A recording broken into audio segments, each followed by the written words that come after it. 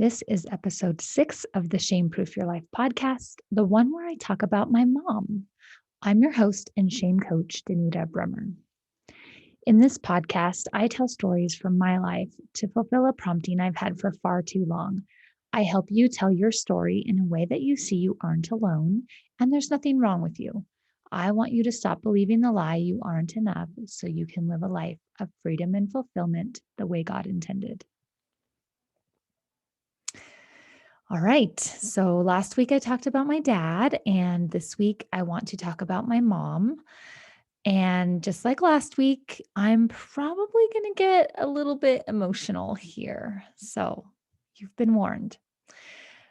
I want to start off by just describing my mom and the things that I loved about her. If you haven't listened to any other episodes yet, one thing that you should know is that my mom passed away after a car accident when I was 20 years old. So she's been gone for almost 20 years.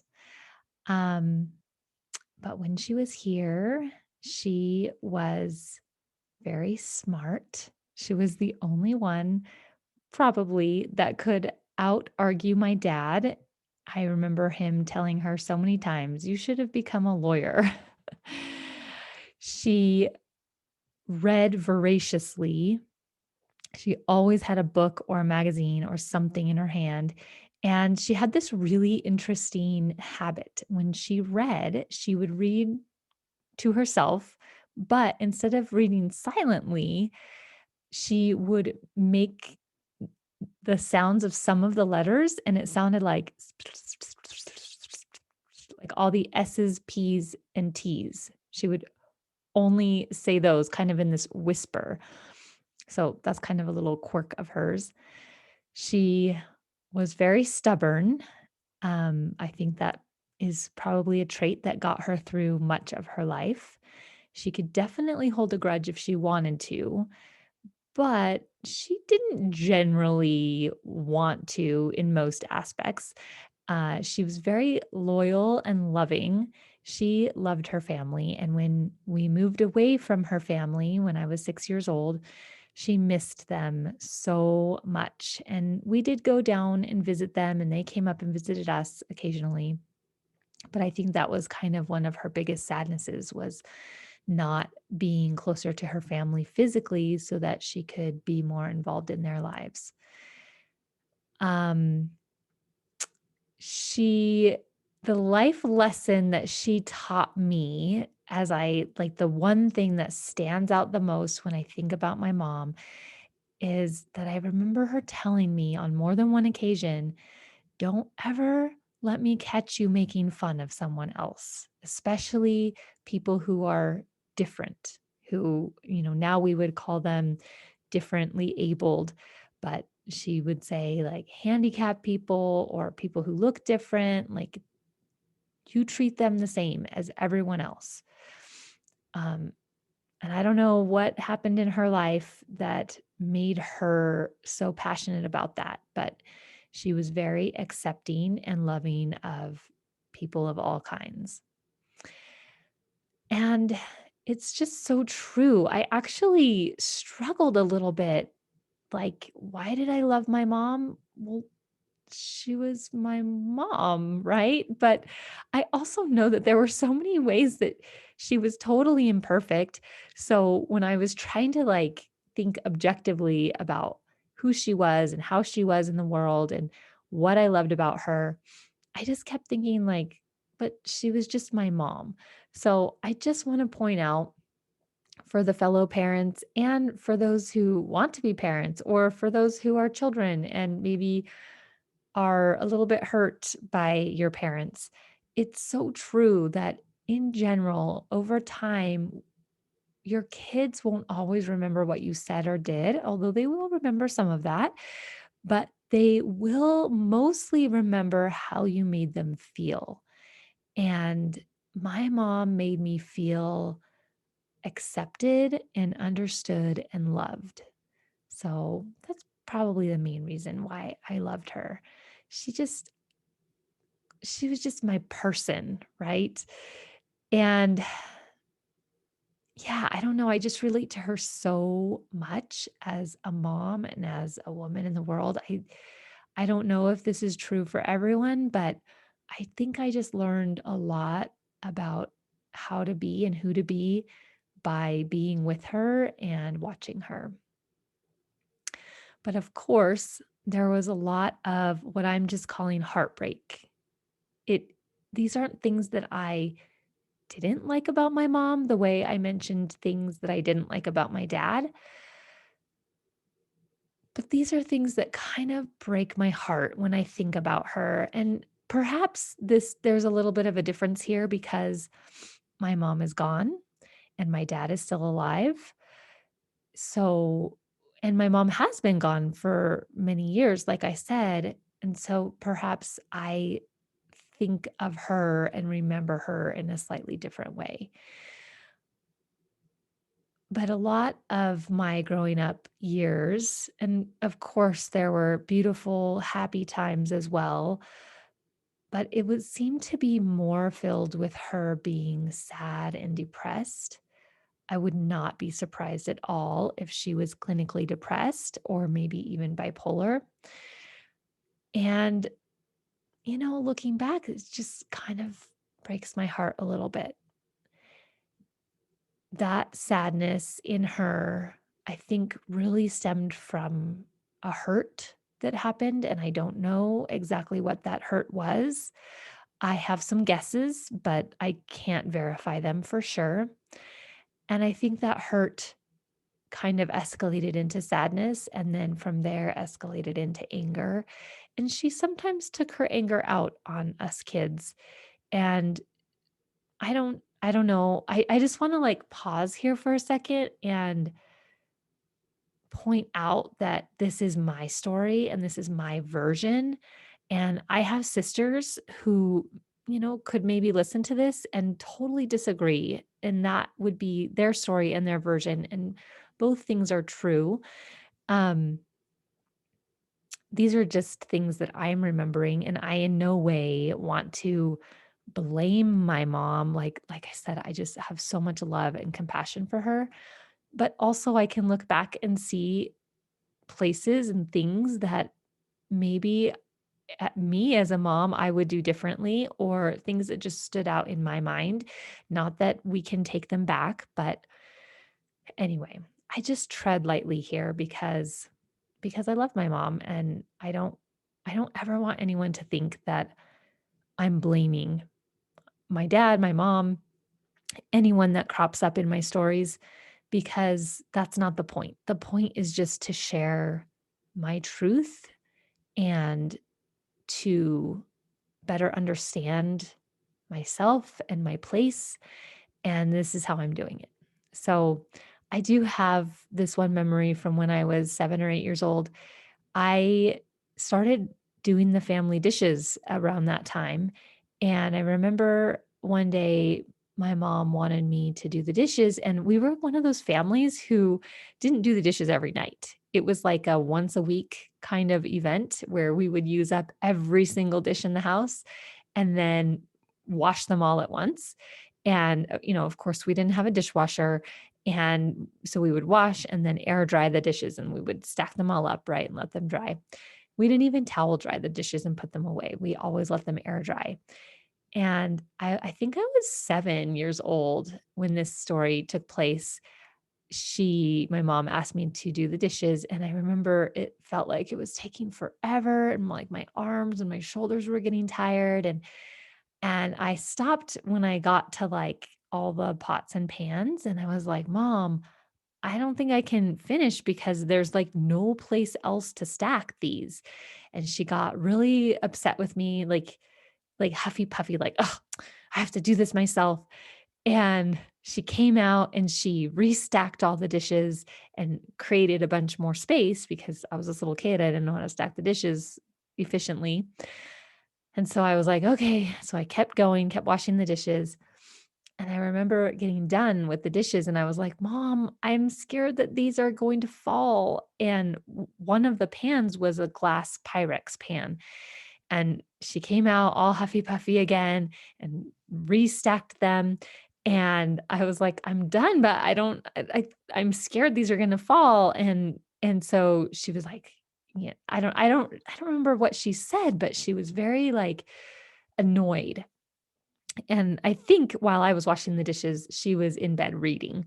And so she came out and restacked them and was like, "See, that's how you do it." And she turned around to go back to her room, and the dishes all came crashing down, glass shattered everywhere. She was in the middle of it, and she never wore shoes, so she was barefoot. And then she just started crying.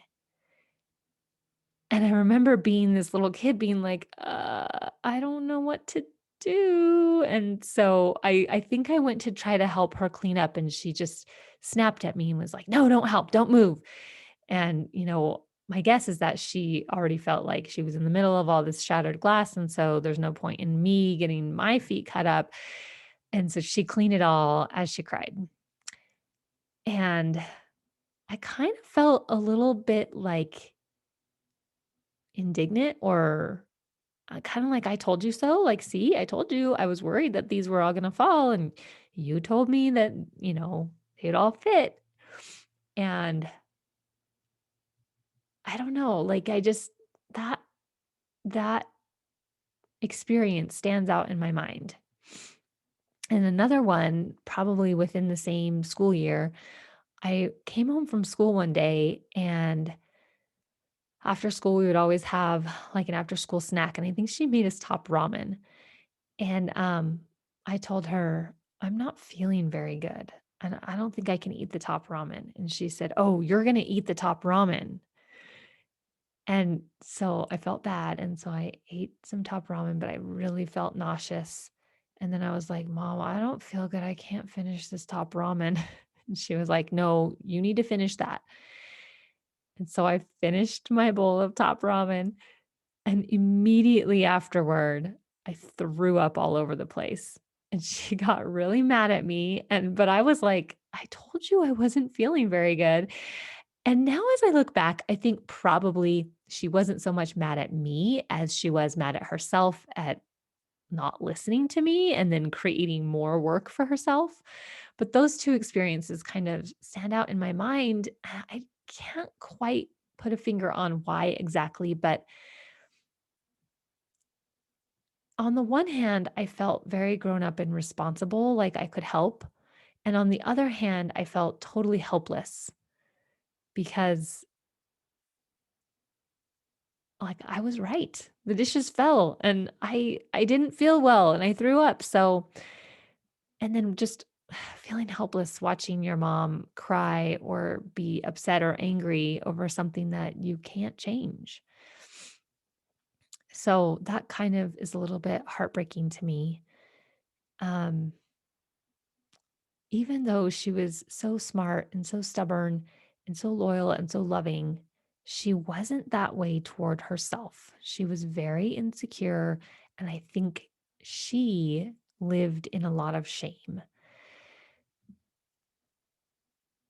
I'm not going to speculate in this episode what hurt she experienced, but as I got older, I somehow realized that she was very hurt and that a lot of the things that she said and did in her life were because of whatever hurt she had experienced, and it wasn't because of me.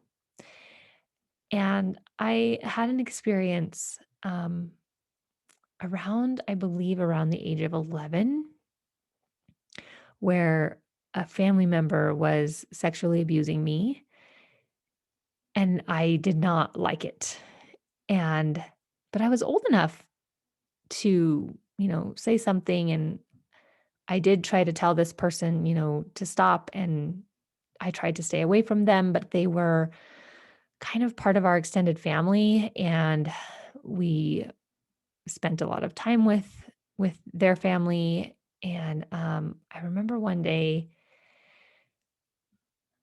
I we had this property, right, kind of the middle of nowhere, and I was outside with my mom. It was just me and her, and I mustered up the courage to tell her.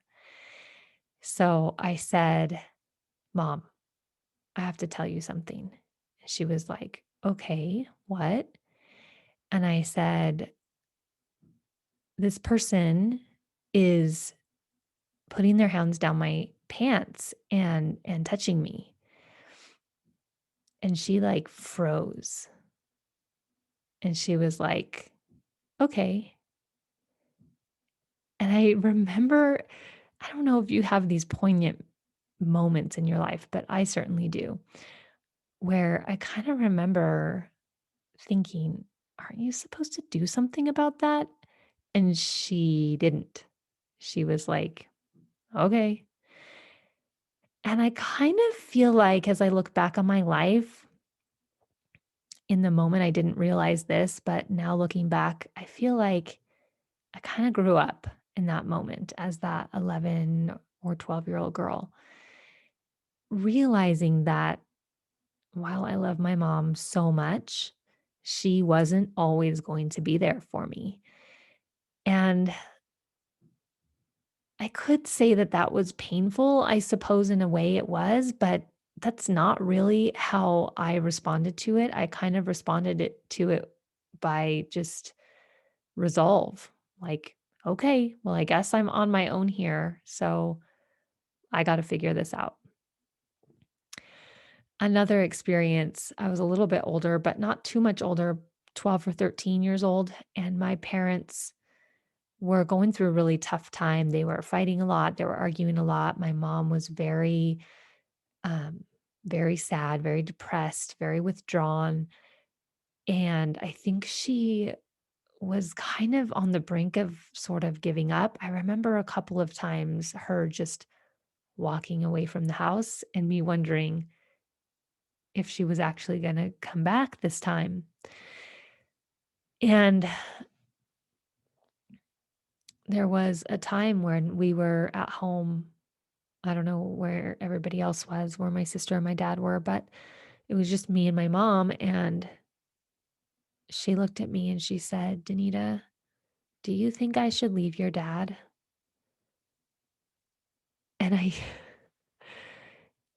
another poignant moment where I kind of knew that she shouldn't be asking me, her young daughter, that question.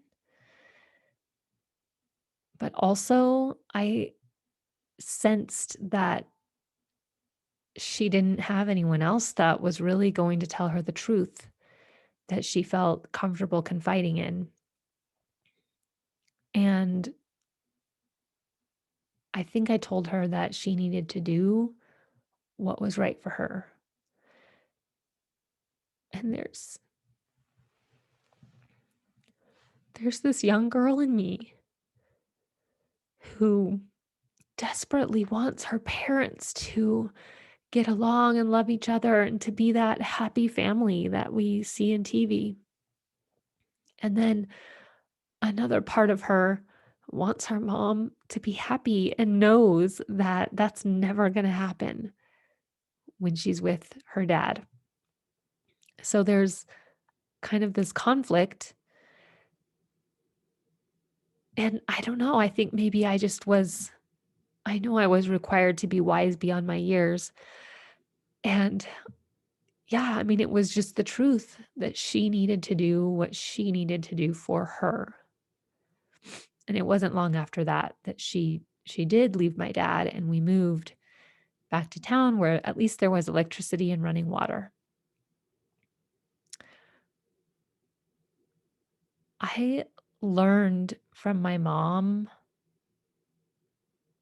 to be ashamed. I didn't really have any reason to be ashamed of myself. I mean, I experienced the normal, bullying and things like that, but as I look back, I yes, there was part of that, part of me not liking myself or seeing myself through my peers' eyes and thinking that they didn't like me or I somehow fell short or wasn't enough. But I think more than that, it was that I was so close to my mom and she just taught me first and foremost how to be a person in the world And so I naturally, as a young child, wanted to follow her example. And of course, like I think about this as a mother and I think, oh, I need to be a better example to my kids. So, if they follow me, but no matter how we are, there are going to be things about us that are good examples and things about us that aren't good examples. And we can't fix it all. But I suppose that's the biggest heartbreak is that I can look at my mom and remember her and see how much amazing potential she had and how much she just got in her own way. And the way she thought about herself, the way she thought about her life really affected her. And that's kind of how it inspires me. Let me put it that way. It inspires me to be different. Not because I didn't love her or, I thought she was not enough or anything like that, but just because it breaks my heart to see how her life turned out. She did give me a gift, and that was right before she died. I was in college, was um, living away from home. And again, her and my dad were having a really rough time. They actually were never married, but they were going through basically a divorce. I have a little sister who is almost 12 years younger than me, who was 9 years old at the time. And they were trying to figure out, custody arrangements. And even though she was really hurt by my dad, and, she could have taken my little sister and just gone, and she didn't want to do that. She loved her dad so much. She didn't want to take my sister's dad away from her. And so she was really trying to figure this out, but it was very frustrating for her. And she called me at college one day and said, sometimes I just want to leave and I want to go far away where nobody can find me and just get away from your dad. And, I kind of understood that. And she again kind of asked for my advice, like, what would you do? Now, I just want to remind you that my mom was not a member of the church. And while she was very supportive of my sister and I going to church and being members, we never talked about it. Like, we never had conversations. She never asked us. It was just kind of like a thing we did with my grandparents. And so, in this moment, when she was asking for my advice, again, I kind of told her what I told her when I was 12, which is, Mom, you got to do what's right for you. And then I felt the Spirit tell me to tell her that God was watching over her and that whatever she decided, He would make it right. And whatever was supposed to happen would happen. Now, my boyfriend at the time and I, this is now my husband, we were about to leave on a road trip. We were going to go from Seattle down to the Bay Area in California, and I was going to get to meet all of his family. And so I told her, Mom, I got to go, but I love you and it'll all work out. And we hung up the phone. And those were my last words to her, because a few days later, when we were visiting family in the Bay Area, I got a middle of the night phone call from the chaplain at Sacred Heart Medical Center in Spokane, Washington, informing me that she had been in a car accident and was in critical condition in the ICU. And she ended up passing away about a week later. And that was such a gift. And I know you might think that, like, well, my mom didn't give me that gift, but she was the container.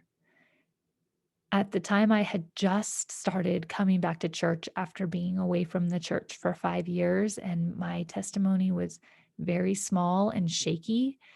And the fact that I felt impressed to tell her those words, and then And then you guys, she died.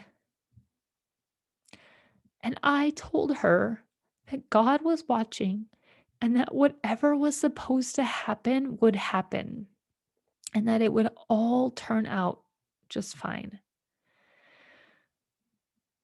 So when I was faced with my own words and my own testimony and thinking, where's God? Where's God in all this? Those words came back to me, and they have been such a sustaining force in my life.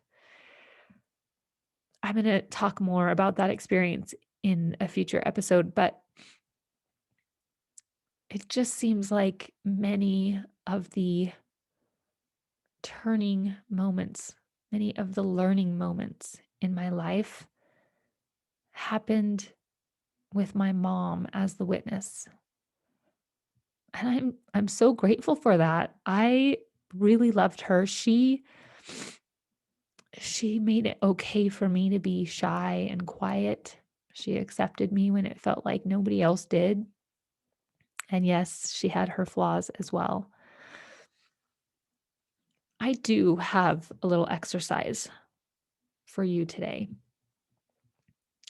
The one thing I want you to realize with this story is that shame can be generational. We can pass it down from generation to generation, from mother to daughter, from father to son, or whatever, from grandparents to grandchildren. And part of each generation becoming stronger and better is learning from these experiences. One exercise that I do, hold on a sec.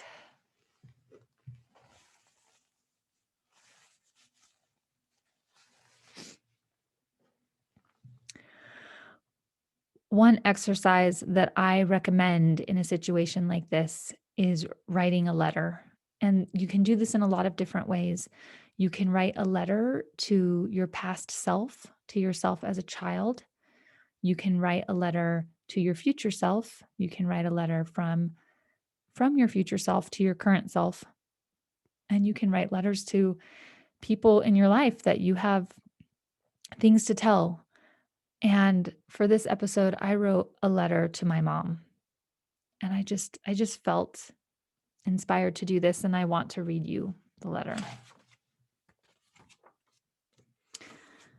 Dear Mom, I miss you so much.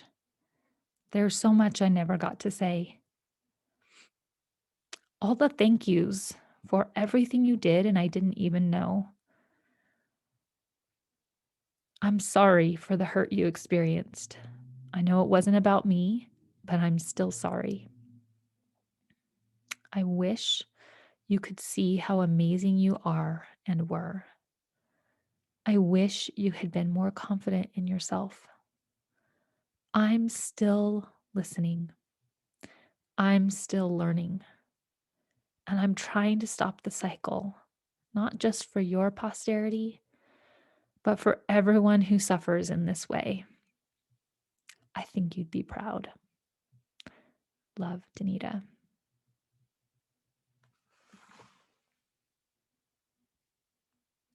Okay, that's enough for now, and so are you. Until next time, go be you and follow the Spirit. If you resonate with my story, I'd love to connect with you. Find me on Instagram and Facebook at Danita Bremer Coaching. And if you're interested,